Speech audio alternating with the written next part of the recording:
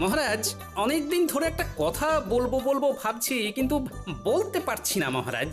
তা মহারাজকে না বলে কথাটা চেপে রেখেছো কেন গোপাল? আপনি আপনার মুখের দরজা আর কানের জানালা বন্ধ রাখলে খুশি হব। যাই হোক, আমি জানতে চাইছি, আপনি তো কৃষ্ণনগরের রাজাধিরাজ মহারাজ কৃষ্ণচন্দ্র। হ্যাঁ, তো এতদিন পরে তোমার কি সে ব্যাপারে কোনো সন্দেহ আছে নাকি?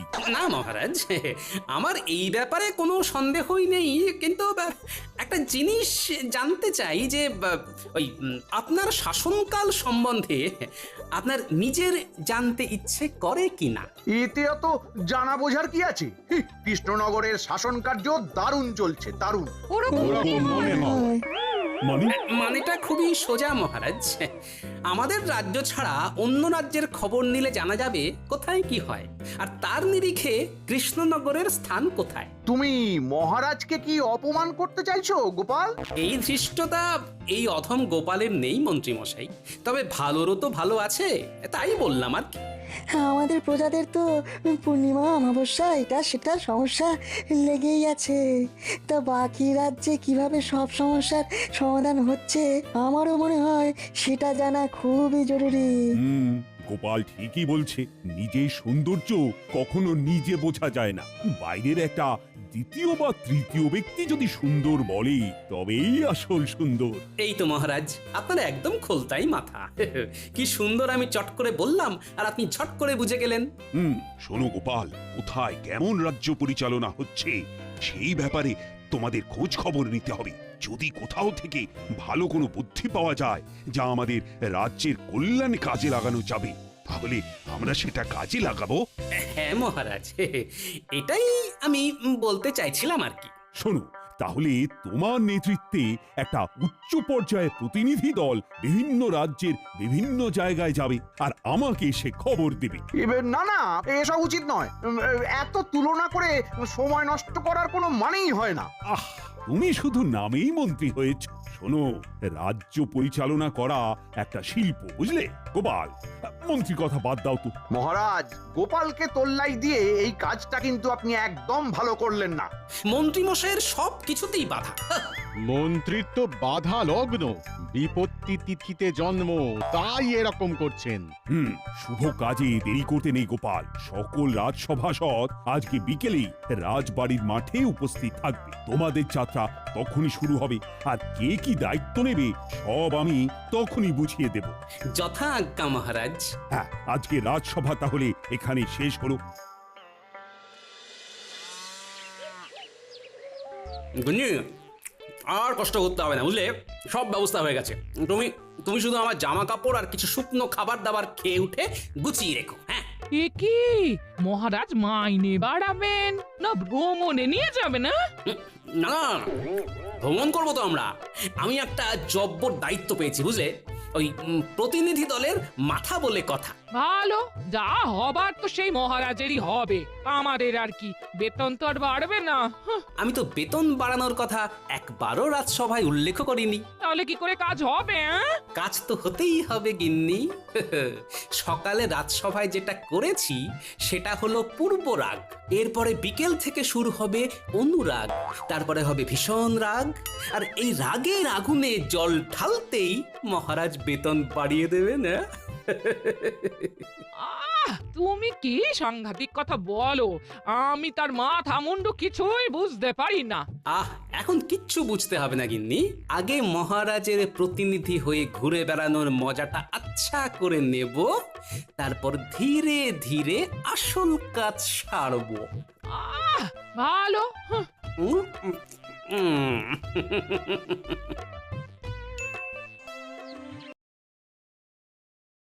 কি সবাই চলে এসেছে, কিন্তু মন্ত্রী এখনো এলো না কেন? আমার মনে হয় মহারাজ এই প্রতিনিধি দলের মাথা গোপালকে করেছেন বলে মন্ত্রী মশাইয়ের অভিমান হয়েছে।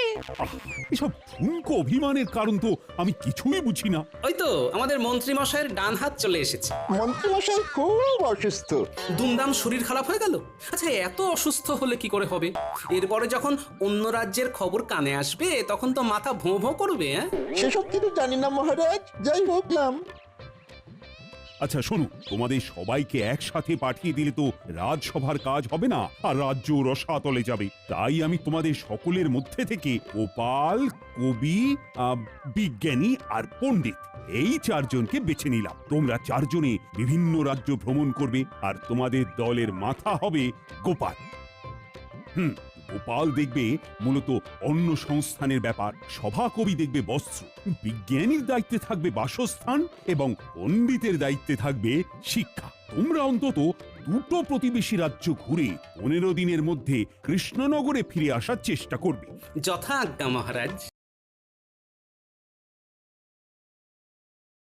আপনার মাথায় ওটা কি? ওরে ওরে জলপট্টি রে জলপট্টি, আমার এখন উচ্চ রক্তচাপ, সারা মাথা টনটন করছে, ঝনঝন করছে। এত চিন্তা করলে তো আপনার জ্বর চলে আসবে। আরে জ্বর যাতে না আসে সেই জন্যই তো আগে থেকে মাথায় জলপট্টি দিয়ে রেখেছি। কিন্তু আপনি এত চিন্তা করছেন কেন? অন্য রাজ্যের রাজ পরিচালনা কেমন হচ্ছে সেসব দেখার দায়িত্ব তো গোপালের কাঁধে। আপনি আপনার ঘাট থেকে চিন্তার ভূত ঝেড়ে ফেলুন। উফ, সে কি এত সহজে ঝেড়ে ফেলা যায়? গোপাল আর ওর দলবল 15 দিন ধরে অন্য রাজ্যে গিয়ে কি যে করবে তা কে জানে।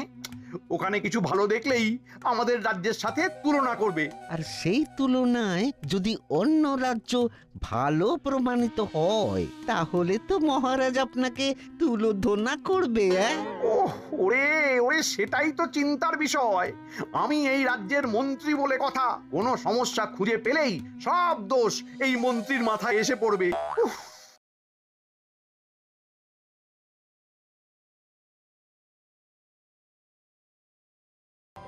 আরে আরে, কৃষ্ণনগরের সভাসদগঞ্জে সবাই আসেনি খাম্বাজরাজ, শুধু আমরা চারজন মাত্র, আমি, সভাকবি, বিজ্ঞানী আর পণ্ডিত। তা বিনা নিমন্ত্রণে হঠাৎ করে হাজির, কোনো কারণ আছে বুঝি? এ কেমন কথা মন্ত্রী? ওনারা আমাদের অতিথি, অতিথিদের সাথে কেউ এইরকম আচার আচরণ করে? ভুল হয়ে গেছে মহারাজ, আপনারা এত দূর থেকে এসেছেন, আসুন আপনারা অতিথিশালায় এসে বসুন, আমি আপনাদের খাওয়া দাওয়া আর বিশ্রামের বন্দোবস্ত করছি। হে কি গোপাল, দুপুরে আমাদের খাওয়া তো কখন হয়ে গেছে, কিন্তু তুমি এখনো খাচ্ছ? আর বলো না বিজ্ঞানী, ওই পোলাওয়ের সাথে মাংসের ঝোলটা যা বানিয়েছে না, আমি লোভ সামলাতে পারিনি, তাই খাম্বাজরাজের রাধুনির কাছ থেকে একটু চেয়ে আনলাম আর কি। বিকেলে তো আবার মুড়ি তেলে ভাজা খেতে দেবে বললো। সেটাও হজম করে নেব। খাচ্ছে গোপাল, দাচ্ছে গোপাল, বাড়ছে তাহারে ভড়ি, এখনো খাচ্ছে মাংস পোলাও, বিকেলে খাবে মুড়ি। কি গোপাল, তোমাদের যত্ন আত্মীর কোনো ত্রুটি হয়নি তো? না না খাম্বাজরাজ, কি যে বলেন। যাই হোক, আসার পর থেকে আপনার সাথে অনেক কথাই হয়েছে, কিন্তু জরুরি কথাটাই হয়নি। হ্যাঁ বলো গোপাল। আমার মনে হয় ওই আলোচনাটা একটু বাইরে হাঁটতে হাঁটতে করলে ভালো হয়। এত খাওয়া দাওয়া হচ্ছে, খাবারটাও হজম হয়ে যাবে আর কি। তাহলে তাই চলো, এই তোমরাও সবাই এসো। যত্র হটন্তি তত্র ভুরি কমন্তি। আমরা আসলে ওই মহারাজ কৃষ্ণচন্দ্রের প্রতিনিধি হিসেবে এখন বেশ কিছু রাজ্য ভ্রমণে বেরিয়েছি। বাহ, বেশ ভালো। মাঝে মাঝে এরকম ঘুরতে যাওয়া শরীর আর মনের জন্য খুবই ভালো। মহারাজের জয় হোক। মহারাজ, এই নিন আপনার দুপুরের শরবত, আপনি তো না খেয়েই বেরিয়ে পড়েছেন। কই দেখি দেখি। বাহ, বেশ মিষ্টি আছে, এই নিন। কি গোপাল, তুমি আমার শরবত খেয়ে নিলে কেন? পুরোটা খাইনি তো খাম্বাজরাজ, শুধু দেখে নিলাম মিষ্টি না টক। ও মা, গোপাল তুমি কিন্তু খুব দুষ্টু হয়েছো। কোনো ব্যাপার না, আমি আবার শরবত করে আনছি। থাক, আর লাগবে না। তাহলে আমি বাকিটাও খেয়ে নিচ্ছি, ভালোই হলো।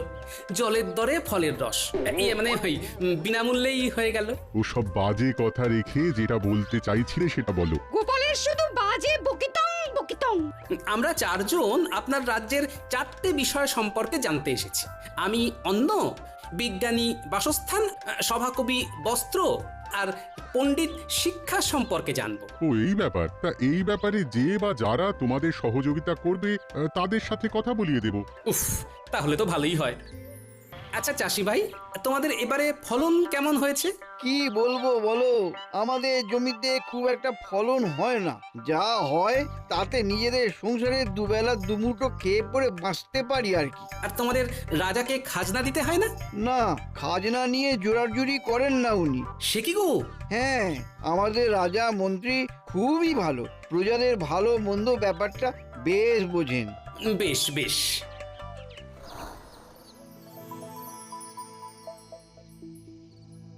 মা, তোমরা কত শাড়ি বুনছো গো?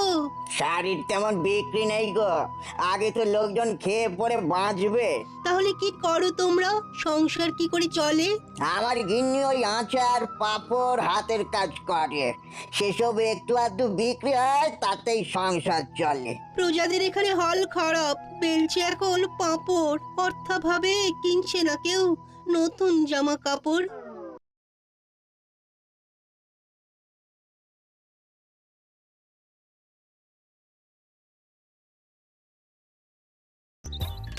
আচ্ছা, সেই জন্যে খাম্বাজ রাজ্যে নতুন বাড়ি ঘর হচ্ছে না। বুঝেছি। বেশ বেশ, আমি চলি গো।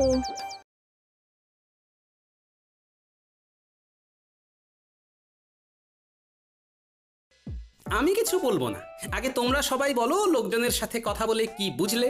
আমি বলছি, এই রাজ্যে প্রজাদের তেমন রোজগার নেই, কিন্তু সবাই বেশ হাসি খুশি আছে। কারো কাছ থেকে খাজনা নেওয়ার জোড়াজুড়ি নেই। উমা, আমাদের কৃষ্ণনগর সব দিক থেকে অনেক এগিয়ে। হ্যাঁ হ্যাঁ, রাত হতে চললো, চলুন আপনারা সবাই নৈশ ভোজন করবেন, চলুন। হ্যাঁ তা যাচ্ছি, কিন্তু একটা কথা বলো তো, তোমাদের রাজা তোমাদের ঠিকমতো বেতনপত্র দেন? হ্যাঁ দেন তো, আমার দেশের বাড়ি তো অনেক দূর, তাই ভেবেছিলাম এই চাকরিটা আমি ছেড়ে দেব। তখন তিনি বললেন এই রাজ্যেই মা বাবা স্ত্রী সন্তানকে নিয়ে আসতে, আমিও নিয়ে এলাম। উমা, দেশ না হয় ছাড়লে, কিন্তু থাকছো কোথায়? ওই তো মহারাজ আমাদের জন্য একটা পাকা বাড়ি বানিয়ে দিলেন। মহারাজ এদিকে খুব ভালো, সবার প্রত্যেক বছর বেতন বাড়ে। বাহ, চলো।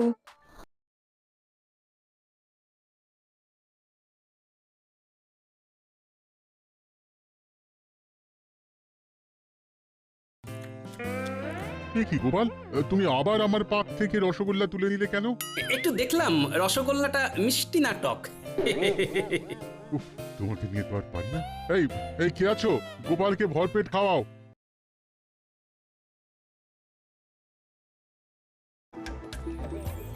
এবার আমরা বর্ধমান রাজ্যে যাব।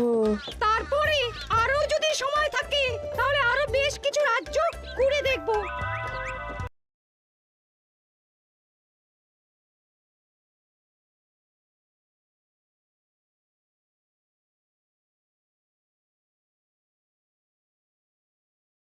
এ কি মন্ত্রী, এতদিন হয়ে গেল, এখনো আমার পাঠানো প্রতিনিধি দলের কেউ তো এলো না। দলের মাথা যদি গোপালকে করেন, তাহলে তো আপনার কপাল খারাপ হবেই। আপনি তাই চিন্তা ভাবনা ছেড়ে দিয়ে রাজসভায় চলুন মহারাজ।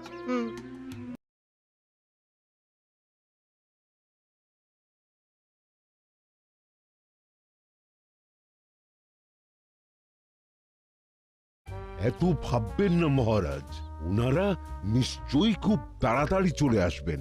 এই তো মহারাজ চলে এসেছি। আর অপেক্ষা করতে হবে না মহারাজ। আমাদের রাজ্য ভ্রমণ সম্পূর্ণ। হ্যাঁ, তা তোমরা সবাই কেমন কি দেখলে শুনলে সেটা বলো। মহারাজ, রাজস্ব আদায়ের দিক থেকে সব রাজ্যের থেকে এগিয়ে কৃষ্ণনগর। বাহ বাহ বাহ, সে তো ভালো কথা। তার মানে আমাদের রাজ্য প্রগতির দিকে আছে। কিন্তু মহারাজ, আয় কম হওয়া সত্ত্বেও অন্যান্য রাজ্য যখন রাজকর্মচারীদের বেতনের সঙ্গে মোটা ভাতা দিচ্ছে, তখন কৃষ্ণচন্দ্রের সভাসদরা ঘটি ঠুকবে কেন? কাজ না করে খালি বেতন বেতন করলে চলবে? অন্য রাজ্যের রোজগার কম, সভাসদের বেতন বেশি, আমাদের এখানে কম বেতনেই থাকতে হবে খুশি। আমার আর আজকে কিছু ভালো লাগছে না। যা কথা হবে আগামীকাল। তোমরা যে যার বাড়ি চলে যাও, আগামীকাল এই নিয়ে কথা হবে। মহারাজ আজকে কিন্তু একটা হেস্তনেস্ত করতেই হবে, আমি বলবো না। মহারাজ, খাম্বাজ রাজ্যে, বর্ধমান রাজ্যে আমাদের মতন শিক্ষার সুব্যবস্থা নেই। থাকলেও পাঠশালায় ছেলে বলে আসে না। আমার যদি বেতন না বাড়ে তাহলে আমি কি করে পড়ানোর অনুপ্রেরণা পাবো? ওমা, এক অবস্থা তাঁত শিল্পেও মহারাজ। এখন তাঁতিরা পাঁপড় বেলছে, আর আমাদের সভাসদরাই যদি ভালো কাপড় জামা না পরে তাহলে তো একই অবস্থা আমাদের রাজ্যেও হবে। মাইনেটা বাড়ান না। হ্যাঁ মহারাজ। ওরা সবাই সত্যি বলছেন। আর কতদিন পুরানো বেতনে কাজ করব? বাজারের পচা শাক সবজি আর মাছ খেয়ে থাকবো নাকি? সেসব খেয়ে রোগ হলে আবার পাচনের খরচ। আচ্ছা দেখছি। উফ, অমন্ত্রী, আমাদের কোষাগারের কি অবস্থা? মহারাজ, কোষাগারের যা অবস্থা, তাতে বেতন বাড়াতে গেলে প্রজা কল্যাণমূলক কাজ সব বন্ধ হয়ে যাবে মহারাজ। ও বাবা, তাহলে তো বেতন বাড়ানো যাবে না। রাখুন তো মন্ত্রীর কথা।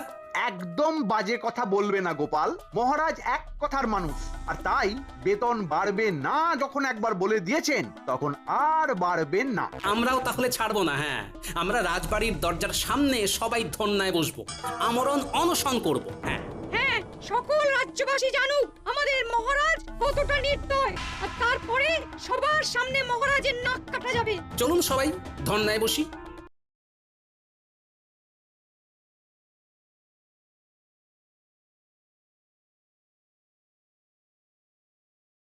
আমাদের দাবি মানতে হবে, আমাদের বেতন বাড়াতে হবে।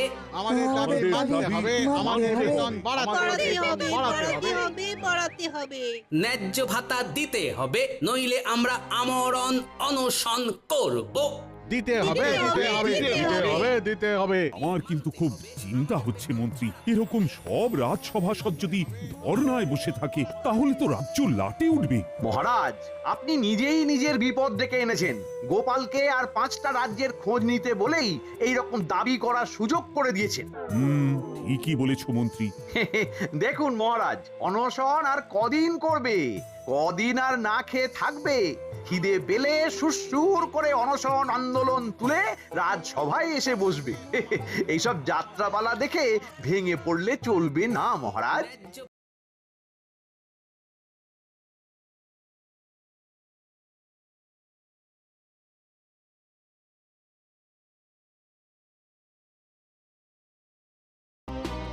আসবো জাহাপনা।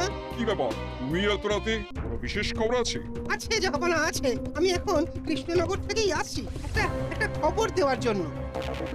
আমাদের দাবি মানতে হবে, আমাদের বেতন বাড়াতে হবে, বাড়াতে হবে। ন্যায্য ভাতা দিতে হবে, দিতে হবে, দিতে হবে, দিতে হবে, দিতে হবে। কি এত বড় সাহস?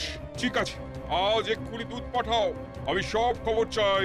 ঠিক আছে জাহাপনা, আমি দুধকে এক্ষুনি ওখানে পাঠাচ্ছি।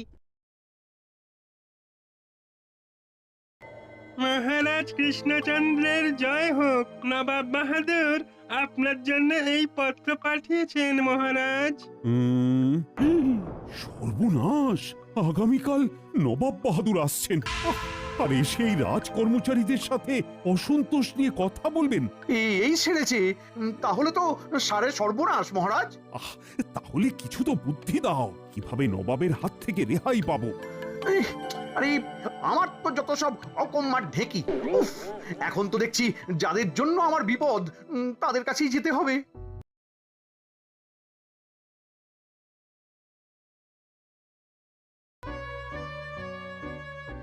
মানতে হবে, মানতে হবে।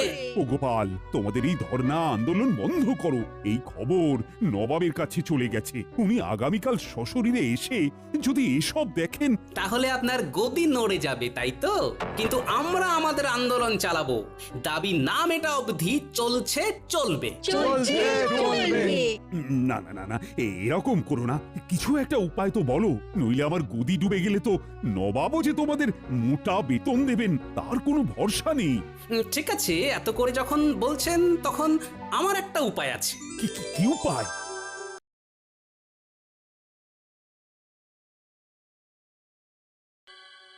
আচ্ছা, বেশ বেশ। কি কৃষ্ণচন্দ্র, শুনলাম সব সভাসদ ধর্ণা করছে, অনশন করছে। না, আমরা ওসব করছি না, আমরা রাজবাড়ির কাজ করছি। এই যে আমি দরজা জানলা পরিষ্কার করছি। মহারাজ, রান্না হয়ে গেছে, আমি খাবার ঘরে গিয়ে খাবারটা রাখছি, কেমন? আচ্ছা বেশ। কি রাজসভাসদরা তো এসব দাসীদের কাজ করছে। ওরাই করতে চায় আর কি। আপনি একটু বাগানটা ঘুরে আসুন।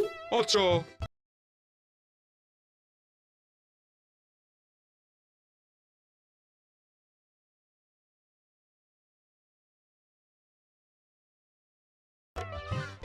এখন আমি রোদে দাঁড়িয়ে দিচ্ছি গাছে জল, কদিন পরে আসবে গাছে মিষ্টি মিষ্টি ফল। কি কাণ্ড! জাহাপনা, কোনো কাজই ছোট নয়। বেতন বা ভাতা উপযুক্ত হারে না পেয়ে আমরা বাধ্য হয়ে এমন এমন কাজ করছি, এতে রোজগারটা যা একটু বাড়ে। এই যা, গোপাল হাটে হাঁড়ি ভেঙে দিল। এইভাবে সভাসদদের যদি কাজ করে খেতে হয় তবে রাজ্যের কাজ হবে কি করে? আমি আজকে থেকেই রাজ্যের জন্য অনুদান পাঠানো বন্ধ করে দেবো। তাতেও যদি কাজ না হয় আমি তোমাকে এই রাজ্য থেকে অপসারিত করব। ওরে বাবা রে বাবা, এরকম করবেন না জাহাপানা। তাহলে আজকে থেকে এই সবার বেতন বাড়াও, আর যাদের যা কাজ তাদের তা করাও। দূর দূর, কি কুক্ষণে যে চার মূর্তিকে ভিন রাজ্য ভ্রমণে পাঠালাম।